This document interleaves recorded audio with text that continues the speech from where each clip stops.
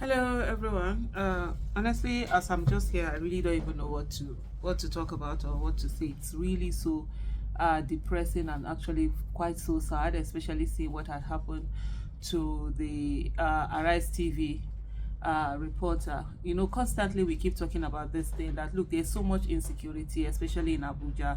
It's unbelievable, but people just want to behave as if there's nothing going on, and in a way when they keep doing that, it's as if okay, as long as they don't interrogate the thing, as long as they don't check what is happening, as long as they don't bother, then things will continue to go on like that and nothing else will be done about it. And constantly we are having all of these things coming to affect people. When we talk about the fact that look, we're having so much insecurity, things are not being taken care of the way that they should be taken care of. You see people coming in to attack and just make you look as if, oh, you are an activist, that's why you're doing all of these things. You hate government, you hate this. Wike is working, they are building flyover, they are renovating this, they are doing this road, they are doing that. Meanwhile, even, and the most annoying part of it all is that even the people who are affected by the insecurity itself. And I'll give the example. I know of someone who had to leave his house, built the house you built, you are living in, had to leave it, move to another place to go and rent an apartment at a very expensive rate. And then the person is talking and is saying that, oh, Wike is working, there is they are building this road, they've done that road, they've put in this roads that you're looking at them and you're asking looking at them and asking yourself, what really is the use of this road? What is the opportunity cost? Could this money that have been put into this road have been put into something else that will be much better? Yes, they are beautiful. Nobody says they are not beautiful. You see flyover at a place where there was never any need for that flyover. At this moment, there's not much traffic, there's not all of that, but people are saying, hey. And the same person who have had to, leave his house to move to another place, the person is defending it, and you're sitting and can't you think, well, you can say, okay, you are not comparing. I said, okay, before Wike came, these things were not done. Why were you? But before Wike came, you were saying in your house, you didn't have to leave. You understand? I remember, and I spoke about it. I think I even did a video about it the other time. I was in a bank, and one of these government supporter, Tinubu supporter, and he was on and on and on. And then, while in the course of the conversation,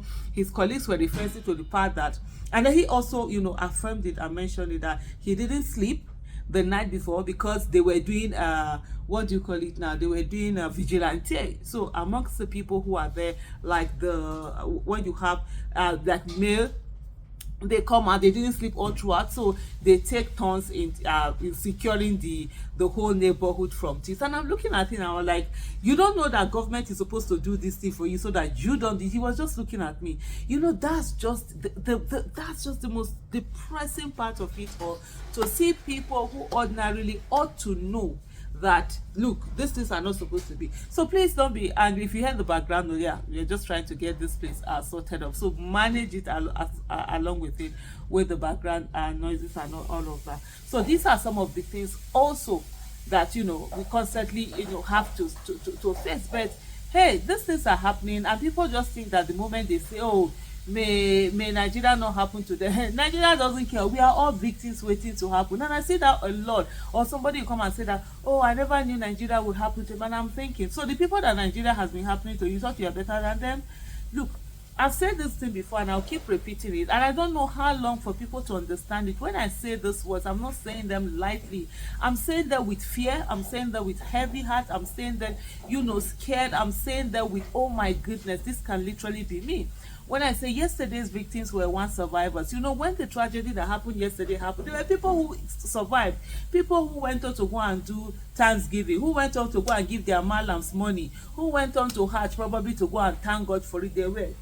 Then today's victims were yesterday's survivors. Those same people, those survivors, when it happened yesterday, the people that were happy doing Thanksgiving, it's not their toy, it's not them, whatever, they also, they became today's victims. And if you're looking at it, tomorrow's victims are going to be today's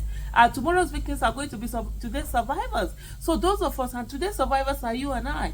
So those of us who today are feeling that, oh, it wasn't our turn, thank God it didn't happen to us, we were not there, we don't live there, we don't do. Well, tomorrow when it's going to happen, we are more likely the ones that are going to be picked up. And when you see the people that have already died, they've died. They're not going to die again. It is those of us who are alive that will be killed if anything happens. And that's the reason why whenever you see something bad happening, you have to open your mouth and speak. You have to hold government accountable. You must insist that the government does the right thing. All of these things that we do where people are moving on with their lives, where they think it's not going to affect them, where they think, oh no, this is not my portion. The people, Nigerians think they have patent to prayers. That's for me one of the things that annoy me the most about, you know, my fellow citizens. This whole belief that, oh, nothing can happen to them because they pray. They have pastors that pray. They have malams that pray. They have DBS that pray. They have babalawos that pray. They have bokas that pray, and all of that. So the people that it's happening to, you thinking they're not praying, instead of us to hold government accountable to ensure that these things never get to us, most times we just keep going. We just keep letting them do whatever it is that they want to do. And I think, you know, it's so tragic. Sometimes you see this thing, it's just so annoying, because I look at it from the part that it's a selfish kind of thing, right? People just think that because it has not happened to them, oh, okay, no problem, no any of this. And there was a tweet I saw earlier on which is so very apt. He said the most wicked Nigerians are Nigerians that have gone abroad and then they now start supporting, you know, bad governance back home. Some of them ran away from home, some of them left Nigeria, some of them couldn't stay, and it is all because of the fact that the things that are happening in Nigeria. And then they now go to same countries where they see how governance should be, they see how lives are being treated, and they begin to defend what is happening back home because they want us to remain in that place where they are the ones excelling. Honestly, you know, there's no harm, no harm. However they want it, it will come and meet them one way or the other. For me, that's just the thing I believe. The karma is real. It's just that it never comes with receipts, you know, when it comes. It doesn't say to you, hey, I'm coming here because of this. It's just, you know, it just happens, and people just ever think that no, it's none of their business, or it's not going to happen to them, or something like that. But yeah, we're all here. For those who continue to support bad things, I say to them, if you like, go Jackpa. Nigeria has capacity to deal with anybody. It will be so. For some people, it is some. You see people that it is on the day that they came that Nigeria will happen to them. It is on the day they live in Nigeria will happen today. It is one thing or the other. So if you see anything wrong happening and you refuse to stop it, it's only a matter of time before it then gets down to you. Otherwise, you just know that for the best way for things not to happen to us is for us to ensure that we're speaking up. We're holding government accountable. We're forcing government to do the needful. We're saying that, look, any one person's life that is taken means that all of our lives are taken. Injustice to one, they say, is injustice to all. And whenever we see anything that is wrong, protection of lives and properties is the primary responsibility of government. And any government that cannot protect the lives and properties of its citizens, I tell you, it's not fit to be called a government. Thank you.